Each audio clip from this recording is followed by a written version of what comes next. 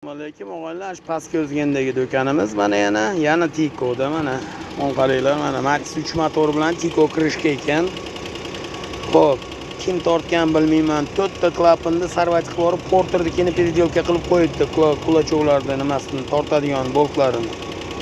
Endi bu nozik alyuminiyda buniki. Iloji boricha ehtiyot qilib tortish kerak edi bunikini, judalik kuch bermasdan. İloji bo'lsa shagirtlarga ushlattirmasdan ustalar o'zi qiladigan klapan jinday nozikroq alyumin bo'ladi Max 3 klapanlar. Bo'lgan ishlar og'aylar.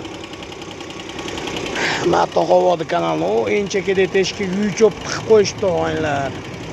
Bu degani karbyurator prokladkalar normalnisini qo'ymaydi, yo bo'lmasa eski prokladkalarni qo'yib qo'ygandan keyin karbyurator havo so'rishni boshlaydi. Havo so'rgandan keyin havo soat ravnomerniy mana bo'lib turmaydi soatga o'xshab.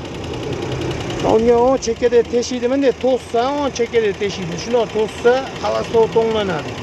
Mana işte havo ko'p deganida u havoni qattandir qisish kerak. Ashakka yuychop qistirib qo'yishadi. Og'aylar ashaka ishlar ham bo'lib turadi. Max 3 motorga 85 jiklor qo'yib qo'yibdi. Bu просто смешно и жалко deb qo'yadi egasini. Menga odam rasxod ham ko'payadi, mashina og'ir yuradi. Ishlash qaranglar mana hamma yo'qni radnoy qilib terdik, klapanlar tortildi mana.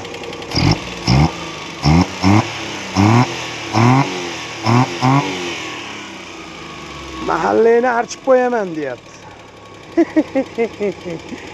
Mana shunaqa og'aylar, xizmatlar bo'lsa telefon qilaverasizlar, aloqadamiz. Xudo xolasa mana shu pastki o'zganda do'konlarimizdan og'aylar.